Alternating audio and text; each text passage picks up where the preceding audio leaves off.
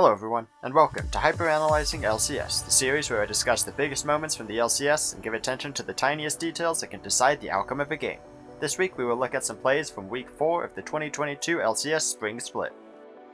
After a rough teamfight for Golden Guardians, AblazeOlive took down Team Liquid in a 1v3. Try and use their extra range, but it is a lot more difficult. Licorice though, Mininar being attacked. He's getting collapsed on, but the rest of the Golden Guardians are here to try to respond. Pride Stalker eating a lot of damage. He might just get bursted down, but the damage flies back over the wall. And they've got 1-for-1 so far. Bwitfo's gonna die before he can reset again. But Lost has fallen, and that's all that matters. The Golden Guardians drop the ball, and it's Team Liquid picking up the fumble. Bjergsen flashes back away as AblazeOlive is here in a 1v3. He'll do his best to try to win it. Hansama wants to get away, but a beautiful bounce for the kill. The fumble don't matter. AblazeOlive just smears him into the ground. This fight starts with Team Liquid looking to pick off Licorice in the bot lane, but the Golden Guardians have more players nearby. Despite the apparent numbers advantage, Pride Stalker is too far ahead of his team and gets focused down with a lengthy CC chain of Twisted Fate's Gold Card, Viego's Spectral Maw, and Hecarim's Onslaught of Shatters. Bwitfo possesses the Xin Shao while Santorin falls in response. Lost flashes away from Bwitfo's Heartbreaker, still gets hit by Final Spark and dies, but he is able to kill Bwitfo before Bwitfo can possess the Thresh. Licorice is now in a 1v3 and goes for the Blast Cone to get away and meet up with AblazeOlive, but Bjergsen uses the Twisted Fate ult to get into the river, preventing Licorice from getting out alive. However, Bjergsen's teleport into the river does set up for AblazeOlive to root him with Everfrost, forcing out Bjergsen's stasis. A Spellflex Overload combo hits both Bjergsen and Hansama, forcing Bjergsen to flash away. Hansama tries to combo Bjergsen's Gold Card stun with a Caitlyn trap, but AblazeOlive flashes off of the trap just before it would have rooted him. AblazeOlive focuses on Hansama, who now has to run if he wants to survive. Hansama uses 90 caliber net as Spellflex is cast on him, and he ends up carrying that Spellflex back into Bjergsen. Hansama then flashes further away, but AblazeOlive's Overload still hits Bjergsen, and since both TL carries got hit by the previous Spellflex, that Overload bounces from Bjergsen to Hansama, finishing off both of them. Ayla does not have the damage to contest AblazeOlive in the 1v1, so AblazeOlive kills him as well, picking up the triple kill in a 1v3. Golden Guardians would go on to beat Team Liquid after winning this teamfight with a near Pentakill for Lost. Even with the meager the meager coverage that they have, Team Liquid are already sweating. They go for the pick on Ablaze though, and he flashes. He flashed away, popped the QSS now too. Golden Guardians scramble to keep their mid laner alive, and he's got a little bit of extra shielding to do just that. Jinx is ready to go to Reset City, and it ain't looking pretty for Team Liquid. They are ripped in half, and a quadra kill for Law. As Bjergsen uses the TF ult to get vision of the Golden Guardians, AblazeOlive and Pride Stalker walk away from each other, leaving AblazeOlive in a position where TL can jump him. However, this is a very tanky Rise with Mountain Soul as well, and AblazeOlive plays this really well, flashing to buy time and immediately using QSS to cleanse the Gold Card stun.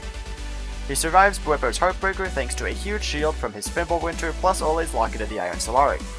Lost picks up the first kill, and with Jinxes get excited plus Gale Force, it's easy for him to chase down the rest. He gets 3 kills quickly, and Zap kills Ayla for the quadra kill. Lost fires Super Mega Death Rocket at the final enemy champion, then uses Stopwatch. Hansama using heal means he ends up surviving the rocket with a tiny sliver of health left, and Licorice takes the final kill. Although Lost lost the Pentakill, the Golden Guardians won the game after this clean ace. Cloud9 was able to turn around this crazy teamfight versus 100 Thieves. Observer's messing with me too now. Abadaga though now in trouble. Blabber's got ulti, kicks him back. Abadaga low, who he diving back in. Blabber forced to ulti out and closer, follows the Q and shuts it down. Fudge now trying to get out there. Wilmot out to safety. A neat little trick for 100 Thieves, still with the kill. Huhi getting there just slightly faster than Winston. Both teams having the exact same idea, but that extra bit of CC and damage allowed them to finish off Blabber, but C9 might not be done yet. Yeah, Bud gets the blue, but at what cost? Charm there onto Winsome. Doesn't have the ulti, popped it already. And now the ulti out from Jinx isn't going to connect, but Winsome's still dead. No, not yet. Berserker lets it rip, and Summit turns it back around, finds himself a double kill. A third there goes to Fudge's C9, sweep through 100 Thieves. Both teams are looking to contest the first Rift Herald. Blabber's attempted engage gets stuffed by a charm from Abadaga. Closer hits Blabber with a point-blank Sonic Wave, but holds the resonating strike until after Blabber ults away, allowing Closer to follow him for the kill. Fudge nicely sidesteps the Solar Flare stun so that he can escape with Realm Orb. Even though 100 Thieves won the initial skirmish, Cloud9 are not done with this fight yet. 100 Thieves look for a second engage, but they can't get past Winsome with Unbreakable Will. FBI's Super Mega Death Rocket just barely misses Winsome, which is crucial since not only does Winsome survive, but a kill there would give FBI the bonus movement speed from Get Excited, getting him to this fight a lot quicker. Berserker surprises 100 Thieves with a Moonlight Vigil from over the wall, hitting the 2 lowest health members, and Summit flashes in from behind to clean up the first 2 kills.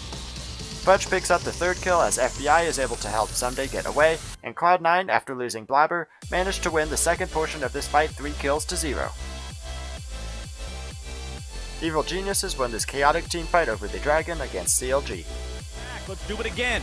Impact without Undying Rage for a few seconds more means Evil Geniuses cannot commit that Tryndamere into the melee if this turns into a full-blown fight. However, they're immediately going in onto Inspired for the side of CLG. They want to find that enemy jungler. They won't get him. Instead, it's going to be Luger killed off by Evil Geniuses. 1-for-1 trade so far. Jenkins trying to get away as Jojo Pune's dealing with Palafox here inside the Drake pit. Danny going to be pressured by Jenkins. Meanwhile, back into the melee goes Jojo. Palafox going to die. The Dragon goes over to the side of CLG. Contracts trying to go to Reset City, but I'm sorry, sir, the city's closed.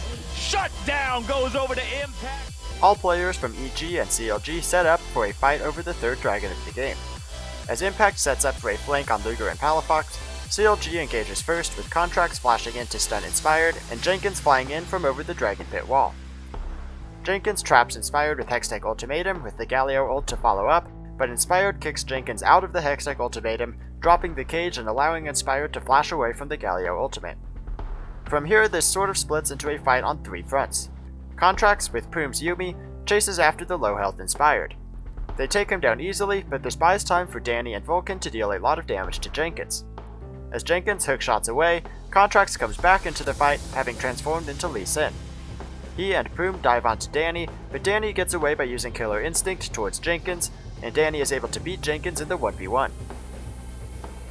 Back to the beginning of this fight, Impact jumps over the wall to threaten the CLG backline, prompting Luger to jump into the Dragon Pit where he immediately gets hooked by Vulcan.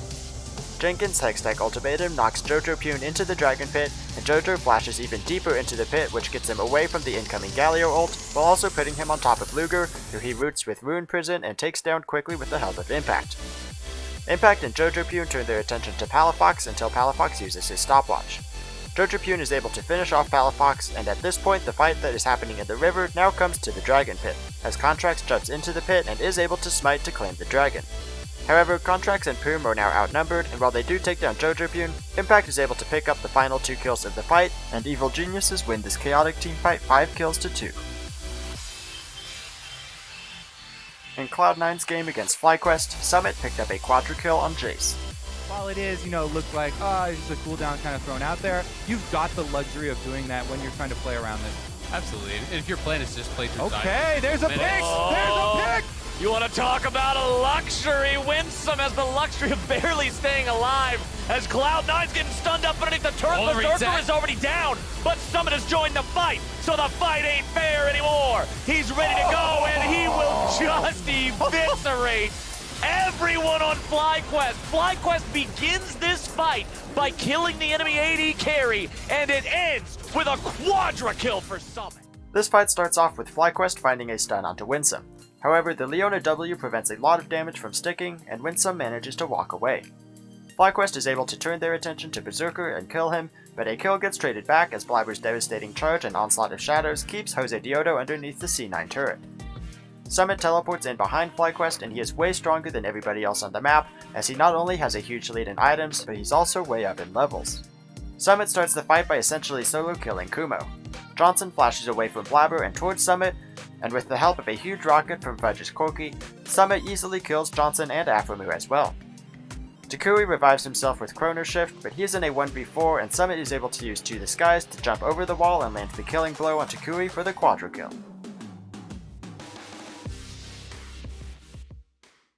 Thank you for watching Hyperanalyzing LCS. Hit subscribe and come back next week for my analysis of Week 5.